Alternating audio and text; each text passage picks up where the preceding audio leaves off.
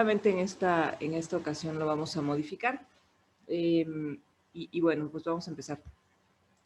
En el caso de las infecciones por varicela, como ustedes saben, probablemente esta sea una de las infecciones virales que van a ver con más frecuencia en su práctica, al menos inicialmente en medicina general. Esto tiene que ver con la facilidad con la que se transmite el virus y con la falta, por ejemplo, también de algunas estrategias de prevención para la transmisión, como puede ser la vacunación. Asimismo, tiene que ver también con el estado inmune del paciente, que en algunas ocasiones algunos factores de riesgo pueden facilitar que una persona tenga cuadros de reactivación frecuente por herpes zóster. Entonces, como ya vemos también pacientes más inmunocomprometidos más frecuentemente, pacientes desde los muy sencillos, diabéticos mal controlados, hasta los muy complejos, alguien con un trasplante, o alguien que está recibiendo algún inmunomodulador, o alguien que está recibiendo quimioterapia, o alguien con VIH, bueno, pueden tener con mayor facilidad cuadros más extensos. Entonces es bien importante conocerlo como tal y poder identificarlo para tratarlo adecuadamente.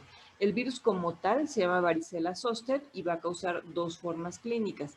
La primera forma clínica es la que causa la primoinfección, o sea, cuando alguien se infecta por primera vez por el virus. Y en cambio, el herpes zóster generalmente se entiende o se acepta que es una reactivación del virus en personas que ya tuvieron varicela en algún momento de su vida. El virus de varicela zóster pertenece a la familia de los herpes virus, al igual que citomegalovirus, al igual que Epstein-Barr, al igual que herpes simple tipo 1 y tipo 2. Y creo que hemos mencionado ya que estos virus tienen una característica especial que es la latencia, que es esta capacidad de permanecer dentro del cuerpo humano y de quedar como perpetuado, por decirlo así, la infección por estos virus y tener episodios de reactivaciones. No son virus que podamos sacar del organismo, que podamos curar, y por este motivo, en situaciones de profundo inmunocompromiso pueden tener reactivaciones. No es necesariamente cierto en todos los virus de la familia herpes virus, pero por ejemplo los pacientes con VIH que tienen menos de 100 CD4 sí pueden tener reactivaciones o infecciones severas por reactivación por virus como por ejemplo por citomegalovirus. En general, los inmunocompetentes o las personas que son inmunocompetentes no tienen que preocuparse como tal de este proceso de reactivación. ¿Sí? En general, ya sea que cursen la infección como asintomáticos o que nunca presenten reinfecciones. Algo importante sobre la transmisión del virus de varicela es que la transmisión es por vía aérea, entre otros modos de contacto. Se considera que el virus de varicela es uno de los más contagiosos y puede estar presente en las secreciones que respiran las personas o que exhalan o que salpican, por ejemplo, en el caso de la saliva, en secreciones mucosas. ¿Sí? Vamos a tener, por ejemplo, una forma de transmisión en el que las personas se pueden contagiar también por contacto, tocando directamente las lesiones que contienen el virus de varicela. Sin embargo, la vía aérea es una vía aérea que se asocia al contacto tanto con gotas, o sea, salpicaduras. Yo creo que ustedes ya están más familiarizados con esto.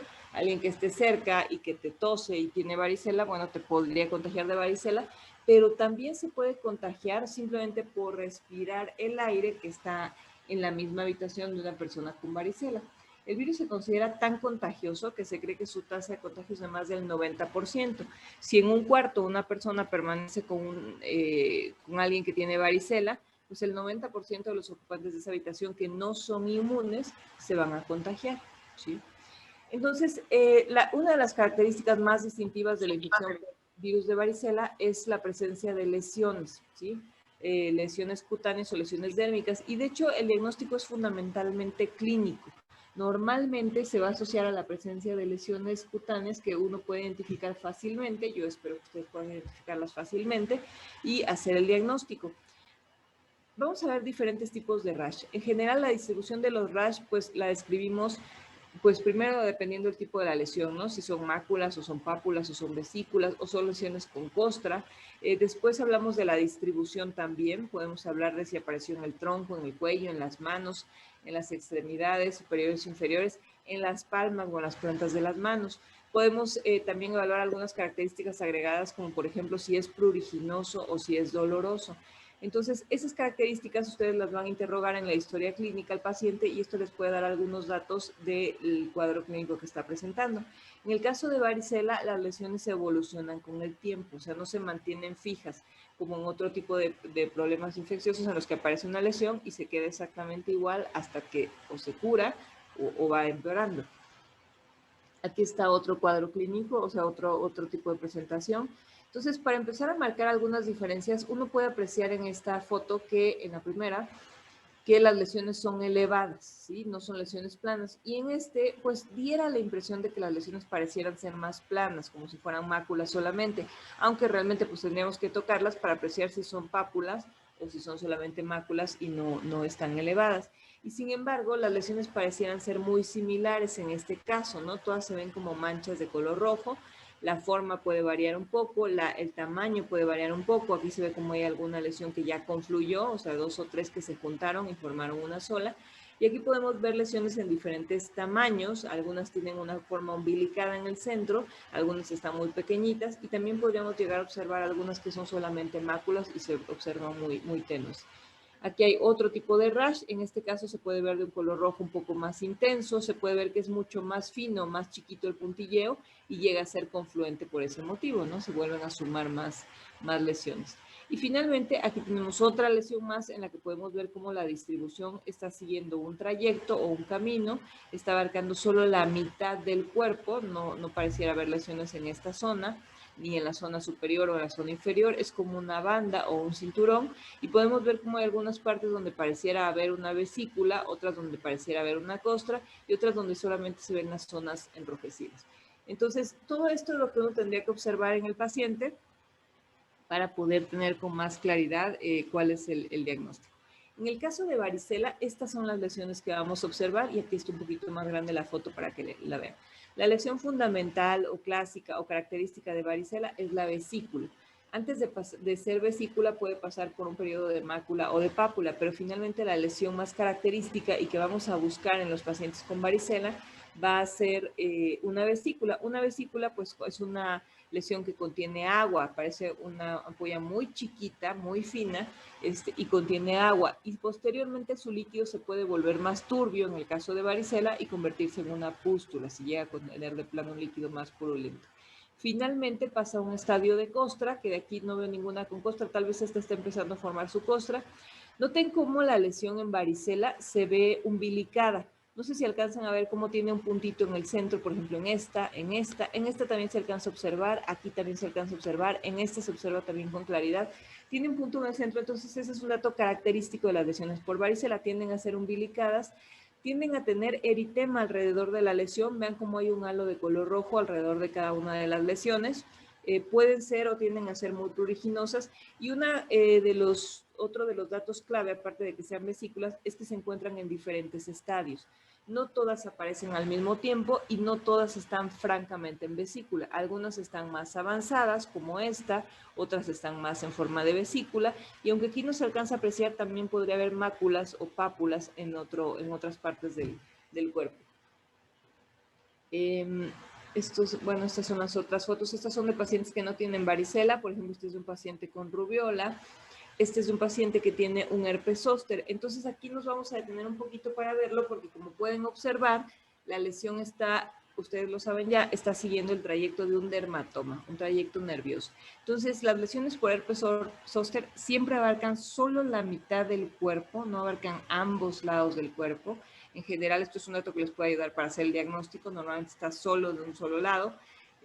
Tienden a tener también sus vesículas. Aquí se ven varias vesículas que han confluido y forman una como más grande. Pueden estar separaditas, pero después van a confluir en una gran vesícula y después van a evolucionar también una etapa de costra. Aquí hay algunas que se ven un poquito más oscuras que corresponden a las lesiones en costra. Las lesiones del herpes zóster, a diferencia de varicela, no es tan frecuente que sean pruriginosas y en general lo que tienden a hacer son lesiones muy ardorosas.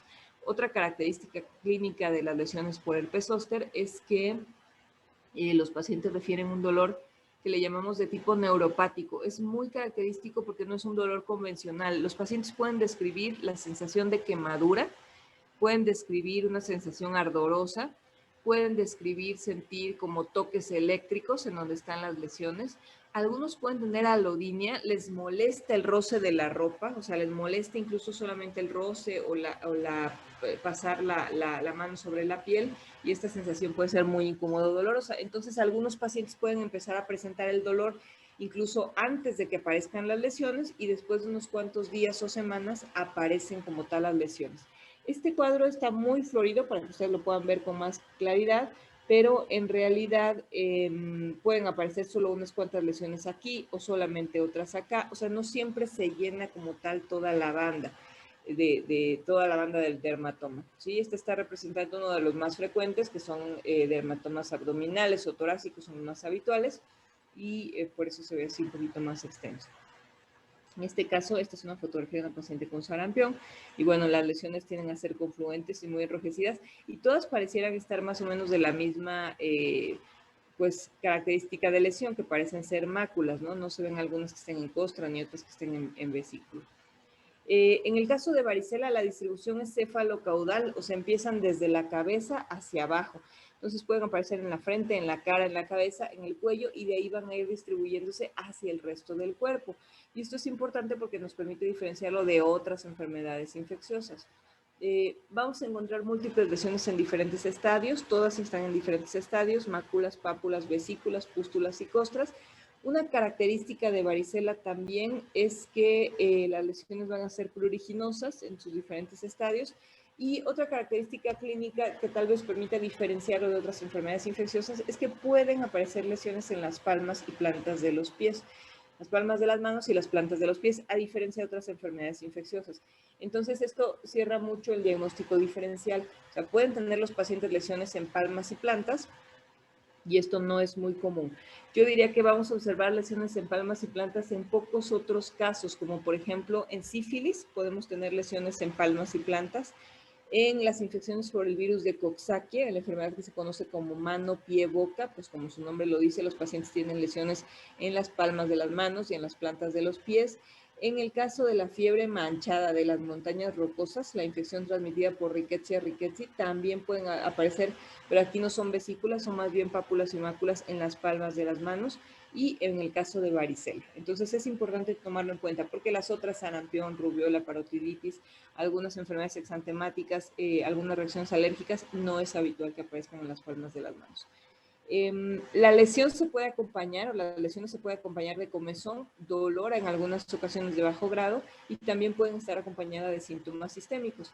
Entonces, generalmente la presencia de síntomas sistémicos como malestar general, dolor de cabeza, fiebre, dolor articular de baja intensidad pudiera llegar a acompañar a estas lesiones. Por otro lado, las lesiones en herpes zóster pues no siguen una distribución cefalocaudal, pueden aparecer en cualquier dermatoma, pueden aparecer en la cara, en las manos, pueden aparecer en los brazos, en las piernas, en el abdomen, en la espalda y también vamos a tener múltiples lesiones que se encuentran en diferentes estadios. Generalmente en el caso de herpes las lesiones son dolorosas, ¿sí? No es tanto que sean pruriginosas. El diagnóstico de varicela o de la infección por varicela y por herpes zóster normalmente es clínico. En este caso casi siempre es clínico. Ustedes van a ver las lesiones y pues viéndolas como las fotos que les mostré que son muy características, pues parece muy claro el diagnóstico, ¿no? Si se acompaña de otros síntomas o si el paciente tuvo una exposición a una persona con varicela. A veces puede suceder que el paciente no tenga muchísimas lesiones, que tenga unas cuantas. En los niños pequeñitos, a veces incluso la infección puede pasar desapercibida porque les aparecen una o dos lesiones y nada más. Y entonces nadie se da cuenta que tuvieron varicela. Si yo quisiera como tal corroborar el diagnóstico de varicela, tengo varias formas de corroborarlo. Aunque a veces si el cuadro clínico es muy claro solo con las lesiones, pues uno podría ya con eso dar y iniciar tratamiento. Pero en casos difíciles o en los casos en los que hay complicaciones, uno puede hacer el diagnóstico de otras maneras. Uno puede hacer una serología, es decir, buscar la presencia o ver la presencia de anticuerpos en el suero del paciente, específicamente, como tal lo pedimos así, inmunoglobulina G, inmunoglobulina M de varicela zóster, o puede hacer también una tinción de sangre. La tinción de sangre es una tinción que se hace del raspado de la base de la vesícula, o sea, se rompe la ampolla y el líquido que sale es el que se coloca sobre una laminilla, obviamente es una gotita, es técnicamente difícil de hacer, y se observa al microscopio para ver si tiene cambios citopáticos compatibles con varicela. La sensibilidad no es muy alta, es del 60%, y obviamente también depende pues, de la experiencia de la persona, tanto para tomar correctamente la muestra como para observarla al microscopio. También una persona podría solicitar un cultivo viral. Esto realmente pues yo les diría que nunca se hace, no tenemos tantos laboratorios que hagan cultivos virales como tal, o uno podría realizar una PCR de las lesiones, o sea, nuevamente tomar una muestra de líquido de las lesiones lo cual pues también técnicamente es difícil porque como ustedes vieron son lesiones chiquitas, o sea, lo mucho, con mucha suerte tendrás una gota de agua o de líquido y se podría realizar la PCR, pero la PCR se puede hacer, por ejemplo, también en los casos en los que uno quiere evaluar complicaciones de varicela, se puede hacer una PCR de líquido cefalorraquídeo, ¿no? En el caso de una encefalitis, por ejemplo. En el caso de los pacientes con varicela, el tratamiento lo vamos a dividir dependiendo de si es un paciente inmunocompetente o un paciente inmunocomprometido, ¿no? Ahorita lo vamos a mencionar, eso lo voy a hablar un poquito más adelante. La dosis, el tratamiento va a ser a base de aciclovir. Vamos a tener diferentes formas de aciclovir o prodrogas de aciclovir, como puede ser el valaciclovir, el fanciclovir, etcétera. Y en el caso de las infecciones causadas por los virus de herpes zóster o de herpes simple o de varicela, un tratamiento que puede ayudar puede ser el uso de aciclovir. Las consideraciones en el tratamiento es que el tratamiento siempre es sistémico, ¿sí? En las infecciones tanto por herpes simple, que ahorita no es el tema, la vamos a ver, infecciones de transmisión sexual, pero también pertenece a esta familia. En el caso de herpes simple, de herpes zóster y de varicela, el tratamiento siempre se debe de, primero siempre se debe de dar y segundo siempre se debe dar por vía sistémica. ¿A qué voy con esto? Las pomaditas de aciclovir o de cicloferón no se utilizan, el tratamiento no es tópico, no es de las lesiones, la infección está en la piel, pero está en todo el organismo, entonces el tratamiento es sistémico. No, pues no hay alguna utilidad en darle al paciente tratamiento tópico para que se aplique en cada una de las lesiones, ¿sí?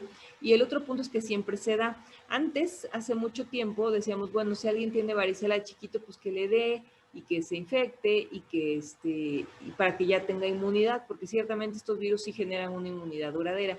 Actualmente se ha visto que considerando las complicaciones que puede tener varicela, que son graves, una neumonía, una encefalitis, un sangrado, lesiones vasculares cerebrales, en regla general no se recomienda dejar que pase como tal el curso de la enfermedad completo, se recomienda dar tratamiento.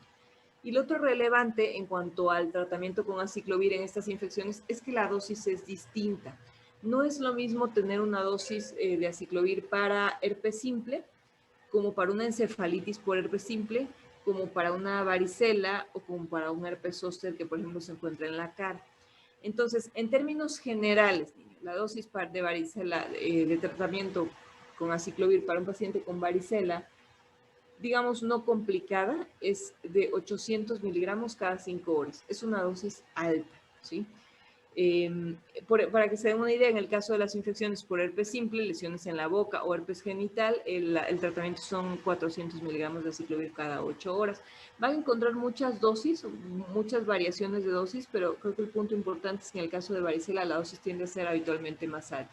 Se puede dar el tratamiento por vía oral o por vía intravenosa y generalmente lo damos por vía intravenosa en los pacientes inmunocomprometidos, en los pacientes que, por ejemplo, ¿quiénes son los inmunocomprometidos de inmunidad celular? Ya los hemos mencionado, los pacientes con quimioterapia, los pacientes que reciben esteroide por más de 2 semanas, los pacientes con cáncer, con VIH, con enfermedades hematológicas como leucemias, linfomas o mielomas.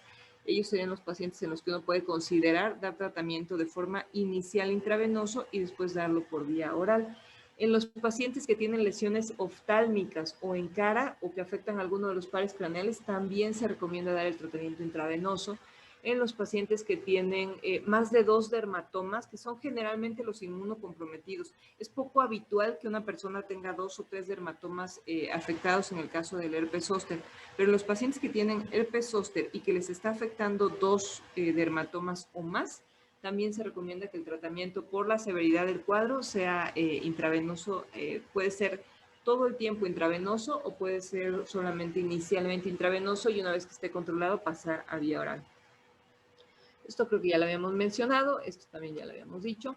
Y bueno, la forma primaria de la infección, bueno, esto también creo que es importante comentarlo, solamente se da en personas susceptibles seronegativas. Es decir, varicela solamente le da a alguien que nunca ha tenido la infección. Por eso lo vemos más frecuentemente en niños, en adolescentes o en adultos jóvenes. Es poco habitual ver a un adulto mayor que nunca le haya dado varicela. Entonces, generalmente la primera forma es varicela y solo puede darle a alguien que nunca le ha dado varicela. Si alguien ya le dio varicela, pues no le va a volver a dar. En todo caso, podría tener un cuadro de reactivación, que es el cuadro de herpes zóster.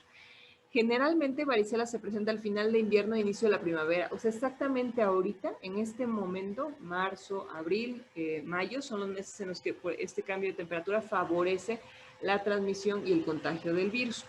El periodo de incubación es de 10 días, aunque puede ser hasta 21 días. Entonces, el tiempo que pasa entre que yo tuve contacto con alguien con varicela y me empiezan a salir mis lesiones o empiezo a tener síntomas sistémicos, es aproximadamente de 10 días, ¿sí? Puede ser hasta 3 semanas, pero en general son 2 semanas alrededor del tiempo que tarda. Entonces, muchos pacientes no se acuerdan de una exposición real a alguien con varicela, ¿no? Porque ya pasó como mucho tiempo para cuando lo llegan a presentar. Ahora sí, volviendo un poquito a la parte del tratamiento, entonces vamos a tener algunas recomendaciones generales para los pacientes. Uno es la limpieza y el cuidado de las lesiones. Una complicación que puede ser muy severa, puede ser grave, pero generalmente tiende a ser afortunadamente poco frecuente, es el hecho de que a los pacientes se les sobreinfecten las lesiones. Es decir, como les da comezón, se rascan las lesiones, no tienen las manos obviamente limpias y se las infectan o las contaminan y entonces las lesiones se impetiginizan, es decir, se sobreinfectan por una bacteria como estafilococo. Y entonces la lesión, que era una bolsita con agua de color transparente, de repente se vuelve purulenta, de repente empieza a tener mucho más eritema, más extenso a su alrededor, se vuelve dolorosa, se acompaña de fiebre y tiene algún exudado de color amarillento, que es la característica de las lesiones que están impetiginizadas o sobreinfectadas por estafilococo. Y este líquido amarillento luego se seca y se le forma como una costra seca de líquido al paciente sobre las lesiones. Entonces, no hay tanto problema si es una o dos lesiones, pero yo sí he visto pacientes inmunocomprometidos en los que hicieron una infección extensa de piel y tejidos blandos, por ejemplo, por pseudomonas, y el paciente pues falleció por choque séptico, ¿no? Entonces, por una complicación de una enfermedad pues que normalmente se considera relativamente benigna y que yo personalmente creo que no es benigna. Entonces, hay que explicarle al paciente que no se debe rascar, que debe tener el aseo adecuado en las manos, no estar tocando las lesiones, mantener la piel seca y limpia. Por eso tampoco se recomienda que estén poniendo cremitas que favorezcan que las lesiones estén húmedas, que las esté revisando, que no las rompa, no se deben de romper las vesículas. Normalmente, si uno deja la lesión pues evolucionar intacta, o sea, si el paciente deja que la lesión pues madure, le va a salir la costra y después de unos días o semanas la costra se va a desprender sola y no es habitual que deje cicatrices. Adicionalmente, decíamos que todos los pacientes deben recibir tratamiento. Yo sugeriría, porque hay muchos, ¿no? Hay famciclovir, hay ganciclovir, hay aciclovir, hay valaciclovir. Yo sugeriría que se aprendieran estos dos o las dosis de estos dos, que son las que están más disponibles en nuestro medio, o sea, son más fáciles de conseguir. Pues aciclovir es menos costoso que valaciclovir, pero en general tampoco ninguno es de costos o precios difíciles de alcanzar y que se familiarizaran con las dosis de esos, ¿sí? Otra parte del tratamiento pues es la detección temprana de complicaciones. Las complicaciones van a ser las sobreinfecciones que mencionamos. En el caso de herpes zóster, la complicación es la neuralgia posherpética, y en el caso de varicela, las complicaciones más importantes o de más gravedad son las neumonías o las encefalitis, que se van a presentar más en pacientes inmunocomprometidos. Decíamos que la dosis de aciclovir para varicela va a ser de 800 miligramos cada 5 horas. Está bien pesado. No sé si alguien ha tenido que tomar algún medicamento cada 5 horas, pues la mayoría de los pacientes se les olvida, se les pasa una dosis, la acaban tomando cada 8. Entonces, uno pudiera optar por una opción de que tiene mejor biodisponibilidad, como puede ser el valaciclovir. El valaciclovir se convierte en el cuerpo en aciclovir, o se metaboliza aciclovir, pero tiene la ventaja de que se puede administrar solamente 3 veces al día, contra 5, pues sí es una cosa un poquito más fácil a los pacientes. Entonces se le puede tomar al paciente 1 gramo de valaciclovir cada 8 horas, ¿sí? Cualquiera de los dos son bastante efectivos. Aciclovir no tiene muy buena biodisponibilidad, su biodisponibilidad o su absorción es como de un 20%, entonces por eso requiere darse muchas veces al día. Valaciclovir se absorbe más y por eso se puede administrar solo 3 veces al día, entonces puede ser más cómodo para los pacientes. En eficacia o en eficiencia, cualquiera de los dos son bastante eficaces.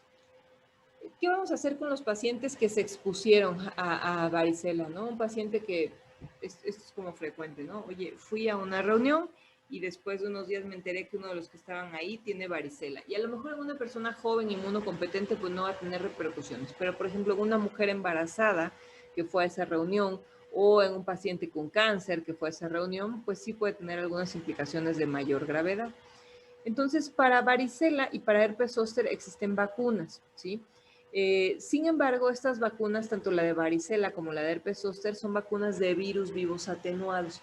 Entonces, son vacunas que no se pueden aplicar en inmunocomprometidos, ¿sí? Son de las pocas vacunas que no se pueden aplicar en inmunocomprometidos. Pacientes con cáncer, pacientes que están recibiendo esteroides, pacientes que tienen quimioterapia o que reciben algún tratamiento modulador que inmunocompromete. El riesgo de aplicar estas vacunas, pues es que al paciente le dé una forma atenuada o grave de la infección, ¿no? Porque lo que están inyectando en la vacuna de varicela y de herpes zóster, pues es básicamente la cepa de varicela para estimular o producir una respuesta inmune. Generalmente las vacunas de virus vivos atenuados producen respuestas inmunes muy potentes y muy duraderas, porque básicamente lo que hacen es infectarte por estos virus y tu sistema inmune genera anticuerpos. La otra vacuna de virus vivos atenuados frecuente o de uso común es la de sarampión, rubiola y parotiditis. Esa tampoco se puede poner en inmunocomprometidos y ninguna de estas se puede poner en mujeres embarazadas, ¿sí? La otra forma de profilaxis post-exposición es aplicar directamente inmunoglobulina a los pacientes que se expusieron. Y esta es la que se puede utilizar en pacientes con embarazo o con cáncer o con alguna enfermedad grave que los inmunocompromete, tratando de prevenir el proceso de infección. Y bueno, en menor grado, pero también se puede llegar a utilizar, es dar profilaxis con antiviral. Esto se refiere a usar básicamente aciclovir para prevenir o proteger al paciente de que no desarrolle las lesiones. Aquí generalmente pues el paciente sí se infecta, pero como se inicia antes el antiviral, pues no llega a desarrollar todas las manifestaciones de la enfermedad.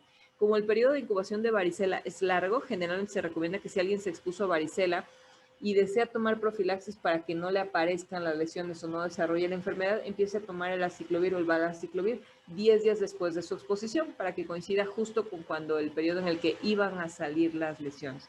Y generalmente tiende a ser efectivo. En el caso de la profilaxis post-exposición, la dosis puede ser de 800 miligramos cada 8 horas, en el caso de los pacientes que se expusieron a varicela. La vacuna, hablando ya específicamente de cada uno de ellos, la vacuna se llama Varivax, se puede dar solamente en personas inmunocompetentes. Son 2 dosis las que se administran, deben estar separadas al menos por 4 semanas y pueden estar separadas por un poquito más de tiempo, pero el tiempo mínimo que se recomienda que se aplique entre una y otra es de 4 semanas, o sea, es de un mes. La vacuna contra herpes zóster, la que tenemos aquí en México es Zostavax, que es una vacuna de virus vivos atenuados. Está recomendada o indicada en adultos con herpes, ya sea que han tenido cuadros de herpes zóster o que desean prevenir las recurrencias por un cuadro de herpes zóster y que tienen más de 50 años de edad. En países desarrollados se recomienda en cualquier adulto de más de 50 años de edad con la finalidad de protegerlos contra herpes. Disminuye la incidencia de herpes zóster en un 50%, disminuye la incidencia de neuralgia posherpética, que es la otra complicación del herpes zóster, en un 67%, y disminuye la duración del dolor. Aquí, hablando un poco de la complicación del herpes zóster, que es la neuralgia posherpética, bueno, eso es la complicación más frecuente y también puede ser de mayor severidad en adultos mayores. Actualmente la vacuna no está aprobada para utilizarse en pacientes más jóvenes, ¿sí? Tampoco está indicada para el tratamiento de la neuralgia en alguien que ya la tiene o para el tratamiento de herpes zóster en alguien que ya lo tiene, ¿sí? En el caso de la inmunoglobulina, se puede dar en pacientes inmunocomprometidos que se expusieron a varicela. Por ejemplo, aquí les pone menores de 15 años de edad que son seronegativos para varicela, o sea, no les ha dado, no se han vacunado y tuvieron contacto con un familiar o compañero de juegos. Esto lo pone en relación a los niños. Por ejemplo, cuando se contagia a un niño en casa y los otros 2 hermanitos no han tenido, y que es inmunocomprometido. También en las embarazadas seronegativas para varicela que tuvieron una exposición significativa. O para los recién nacidos de mujeres que tuvieron varicela y que inició su cuadro menos de 5 días antes del nacimiento o hasta 48 horas postparto. En estos casos se podría administrar por vía intravenosa inmunoglobulina y de alguna manera pues darle anticuerpos al paciente para que no desarrolle la enfermedad. Obviamente esta inmunidad es temporal y después se pierde, pues, o los anticuerpos se pierden después de algunos meses y el paciente no queda protegido. De todas maneras. También el costo es bastante considerable, ¿sí? En el caso del aciclovir, pues como habíamos mencionado, el aciclovir como profilaxis se dan 800 miligramos cada 8 horas. Aquí no lo mencioné, no lo puse en la exposición, pero en el caso de los pacientes con herpes zóster, que son los pacientes que tienen reactivaciones del cuadro de varicela, generalmente tienden a ser adultos mayores, y en los adultos mayores el cuadro es más severo, de más intensidad, pero también un joven o un adulto podría llegar a presentar un cuadro de herpes zóster. En ellos puede ser más difícil la identificación o el diagnóstico porque no tienen todas las lesiones como las que les mostré en la foto del paciente que tenía toda la banda ahí de lesiones. Pueden tener menos lesiones que pueden ser más difíciles de identificar, y el diagnóstico sigue siendo fundamentalmente clínico porque es muy claro la lesión cuando aparece y el tipo de dolor o ardor. Siempre se les da tratamiento con aciclovir o con valaciclovir, 1 gramo cada 8 horas de valaciclovir, y en estos casos se puede acompañar de analgesia. Los analgésicos recomendados para tratar la neuralgia postherpética, obviamente uno puede tomar algo sencillo como paracetamol, pero también se pueden recomendar algunos medicamentos opioides como tramadol o algunos medicamentos moduladores del dolor neuropático como puede ser gabapentina o pregabalina o amitriptilina.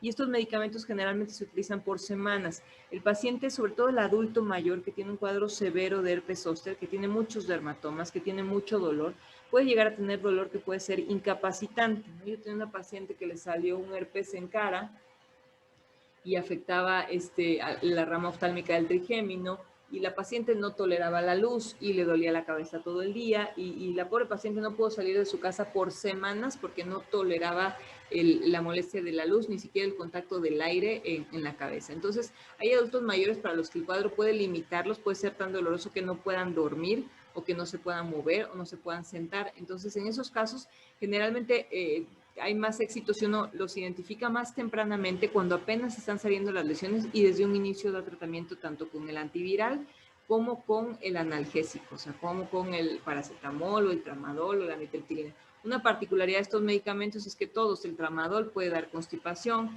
o puede dar mareo, o puede dar vértigo o náuseas, y en el caso de la pregabalina o la gabapentina pueden dar somnolencia. Entonces es muy importante explicarle a los pacientes pues los posibles efectos adversos que pueda tener.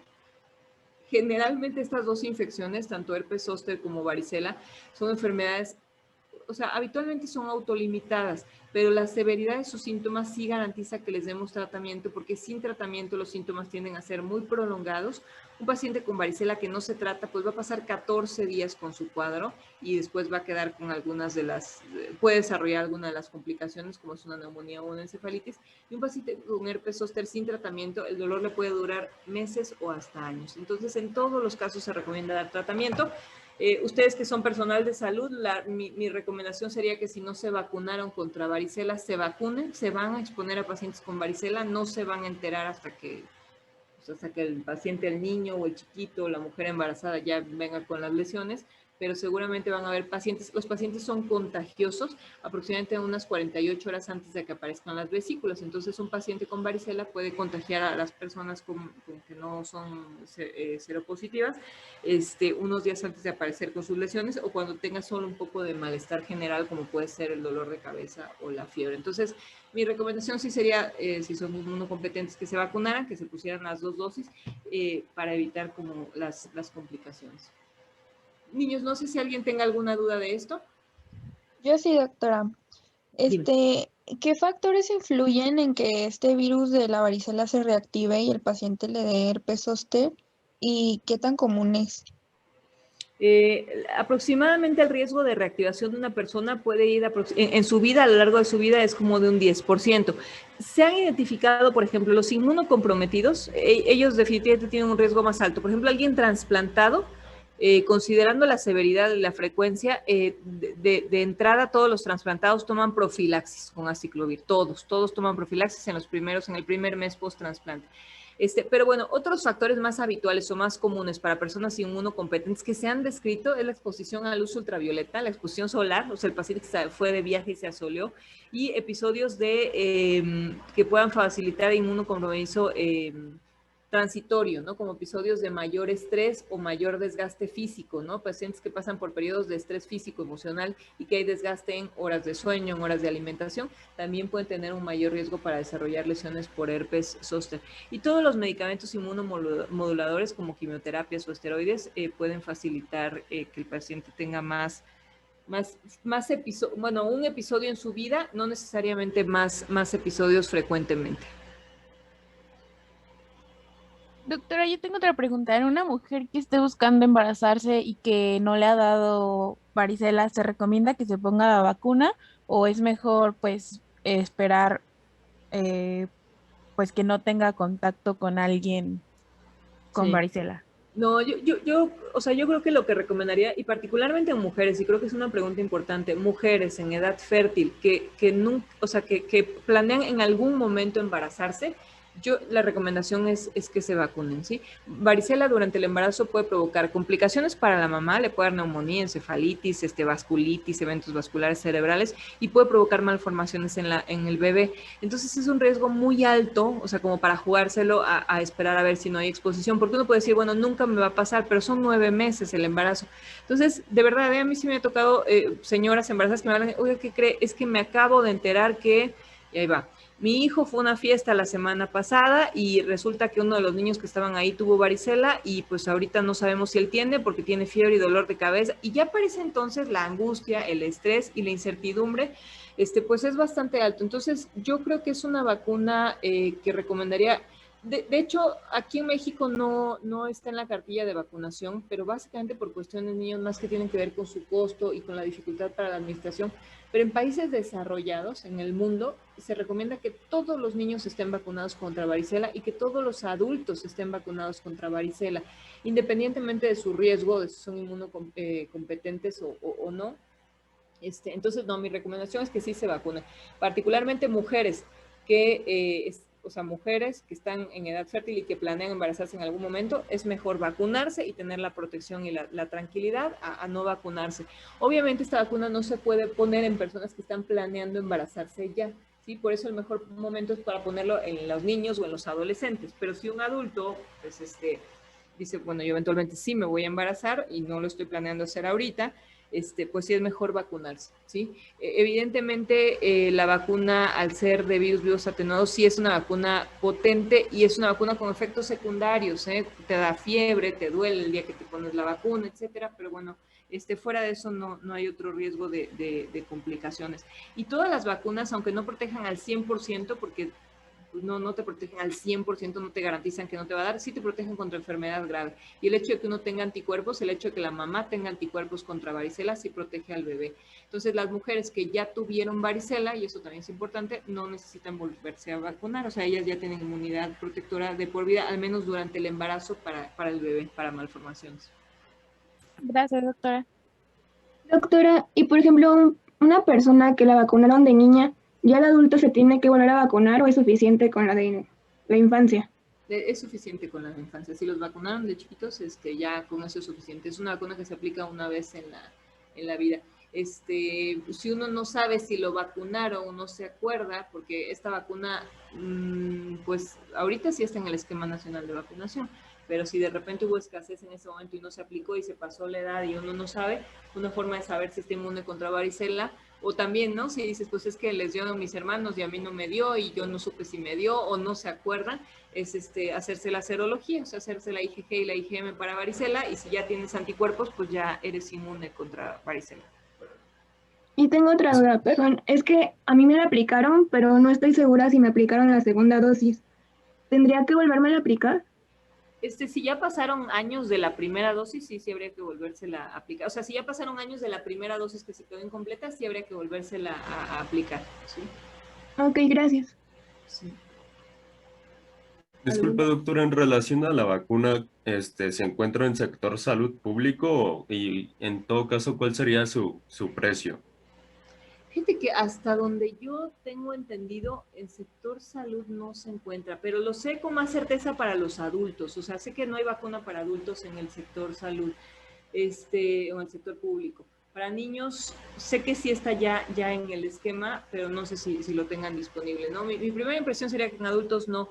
Sí es una vacuna un poquito más costosa de lo habitual. Por ponerles un ejemplo, la vacuna contra influenza debe costar como 600 pesos, la vacuna contra el neumococo como 1,500 pesos, y la vacuna para varicela sí puede estar oscilando entre los 1,800 o los 2,000 pesos, y son 2 dosis, ¿no? Pero bueno, para un adulto ya más bien la recomendación será aplicarse en algún lugar privado, porque hasta donde yo sé, si tú vas al centro de salud, puedes preguntar, ¿no? En tu centro de salud o en la clínica del IMSS si la tienen, me parece que no la tienen, ni la de herpes zóster tampoco. La de herpes zóster generalmente la consiguen en medio privado.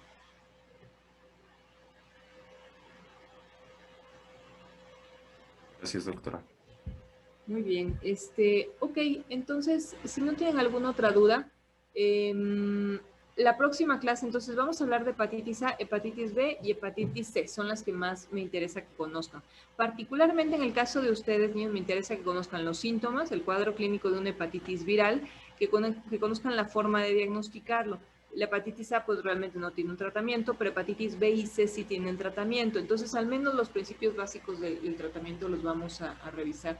Los veo el próximo martes. Ah, perdón, y lo pueden revisar del Harrison, ¿sí? Viene, no he encontrado como tal un libro donde me parezca que venga como muy bien resumido lo de las hepatitis. Entonces,